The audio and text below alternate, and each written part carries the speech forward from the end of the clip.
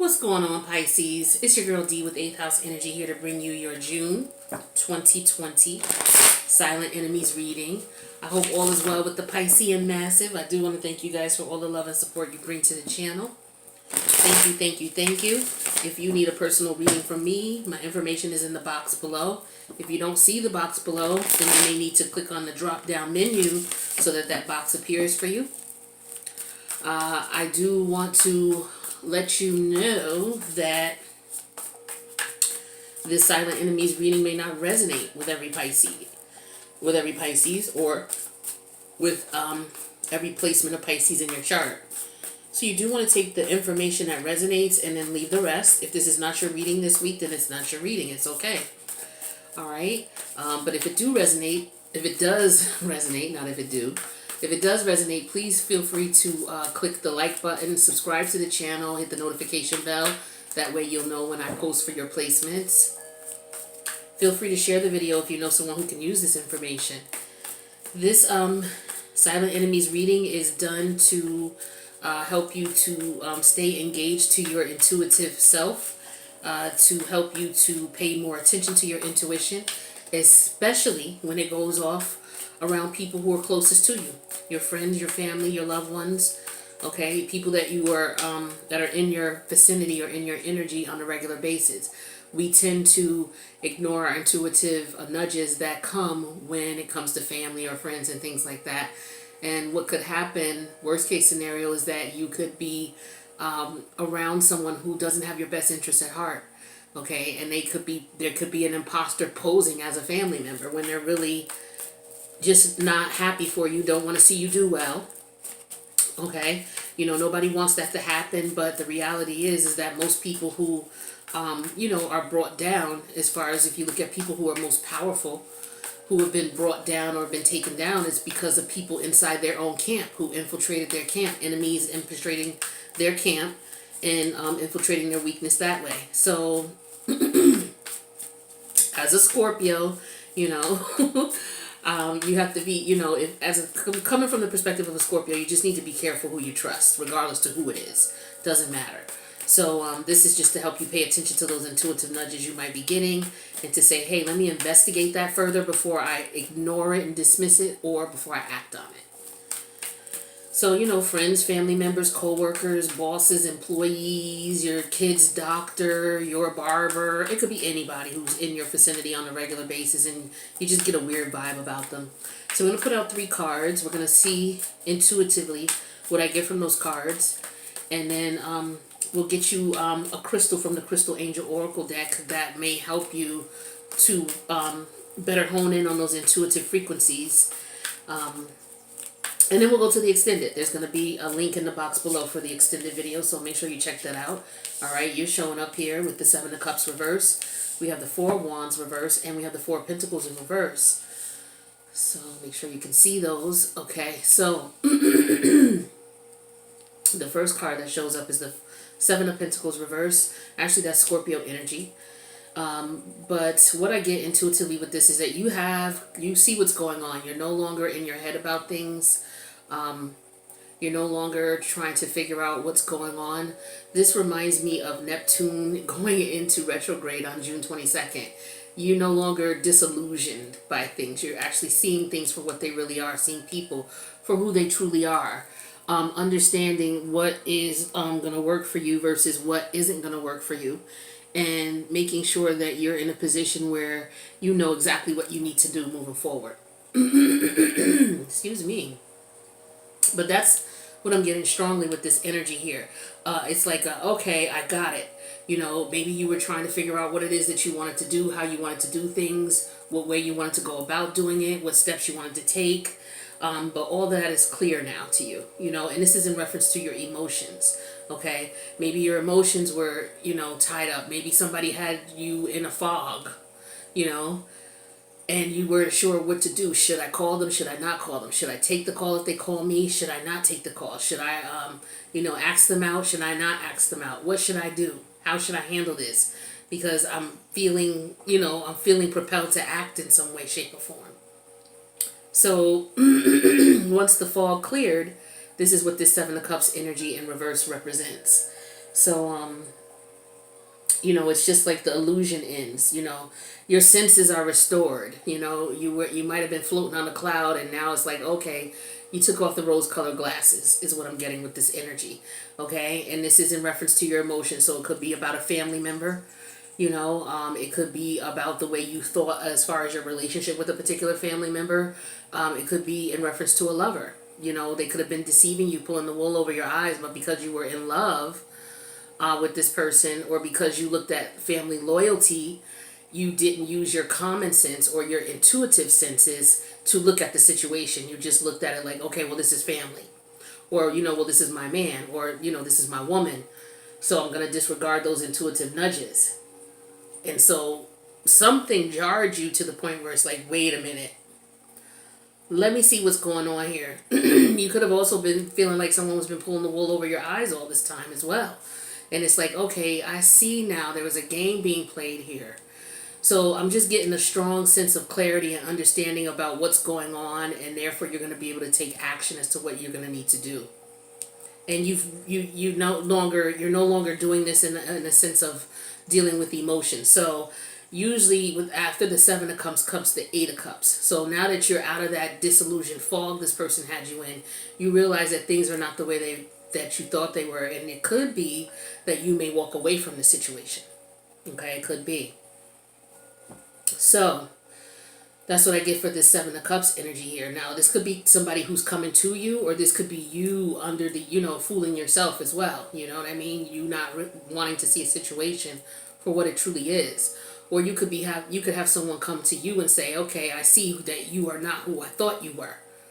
Or this is not the situation I wanted it to be, or, I didn't mean to turn you on type of thing. I just want to be friends. I didn't want to lead you on, but there's a strong emotional connection between you, and then you find out, that's not what I want anymore. Or this person may say, I thought I wanted to take it to the next level, but I don't. And then they walk away. Okay? Getting that energy strongly here. This Four of Wands in reverse here. This is Aries energy. This is about stability with the fours. We have the Four of Pentacles here too. So to me, this is about, wands are about your passions, being stable in your emotions so that you don't let your passions overrule you or overwhelm you. With the Four of Wands in reverse here, this is energy of, instability in reference to your passions. It's to the point where you're not even involved with it anymore. You don't even have that emotion anymore. It's like, I'm not even interested. Normally in tarot, this card would be, someone moving out, someone relocating, ready for change. There's a lot of arguments that come with this card as well, in reference to the family and what's going on in the home. So this could have something to do with it, or it could totally be separate. Just depends. But there's a lot of instability going on here, and a lot of arguments. People could decide that they want to separate from a situation, relocate, move, either of those cases.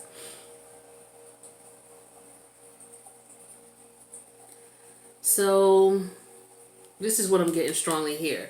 Someone wanting to leave a situation, getting clarity on a situation, and then deciding, I want to leave. Like I said, the Seven of Cups next leads to Eight of Cups, and this could represent that here, where this person is saying, okay, I do want to leave and I want to move, because there's a lot of arguing, things like that going on. The emotions are not stable. The emotional connection between two people is not stable. Now, with this Four of Pentacles in reverse, this represents security in the 3D realm, something that you can touch, you can actually feel.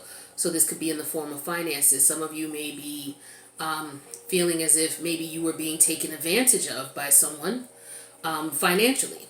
Okay, a family member, a close friend, a lover.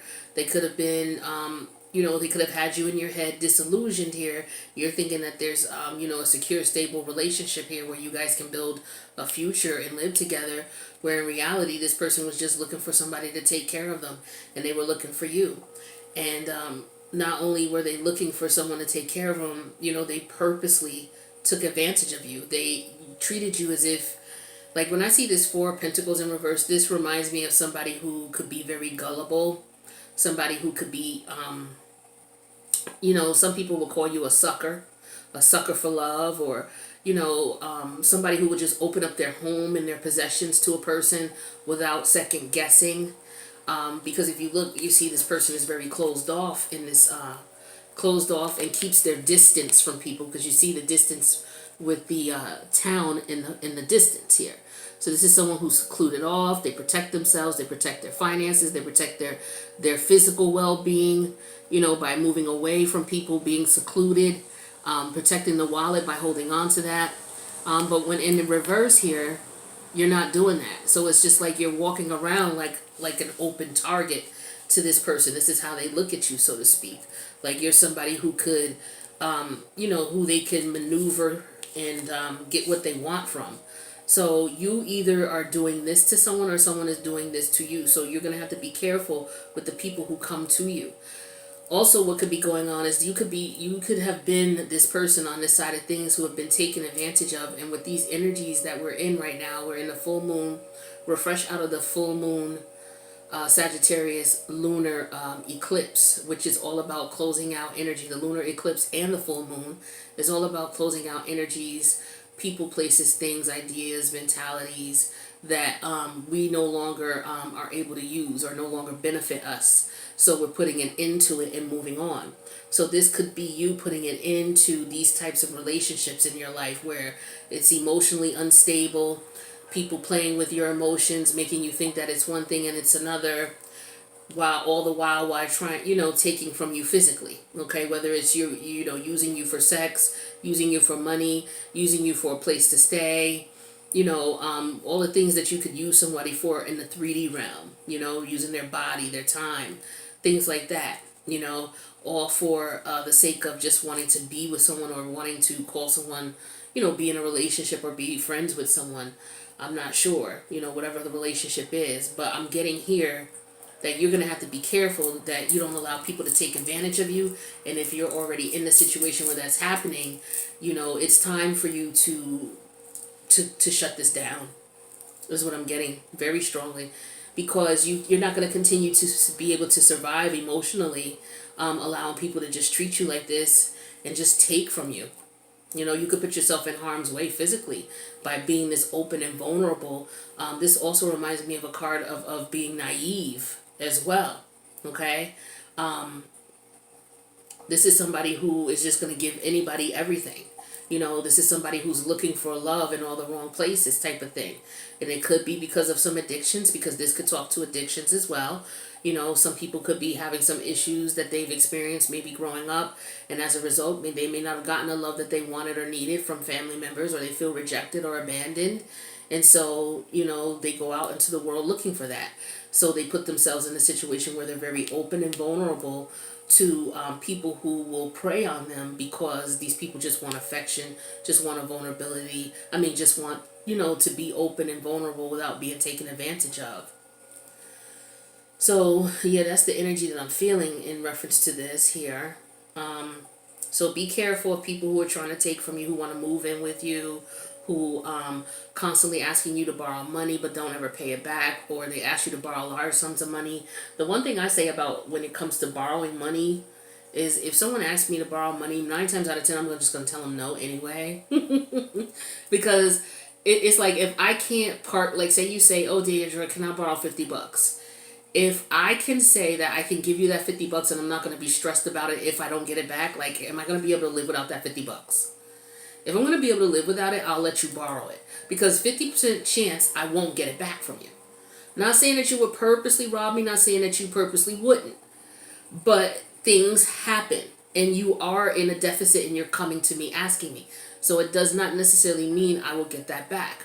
So I have to look at it. This is how I look at it. This is why it's like, okay, I don't get myself into situations where I get taken advantage of anymore. Because if I don't have it to give you, I can't give it to you.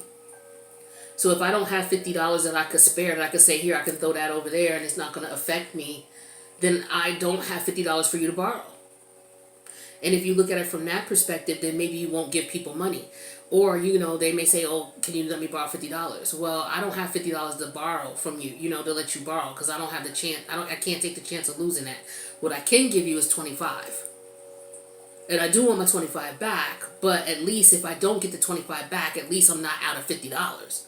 You know what I mean? I might be able to survive without, $25 less. You know what I mean? So you want to be kind and generous to the people you love and the people who are around you, but you just have to make sure that you understand their motives and what their intentions are. And don't allow them to pull the wool over your eyes, making you believe that, there's something that it is and it really isn't. Especially when it comes to love. Okay? You got to be very careful. People will like to play games and manipulate all the time. They do it all the time.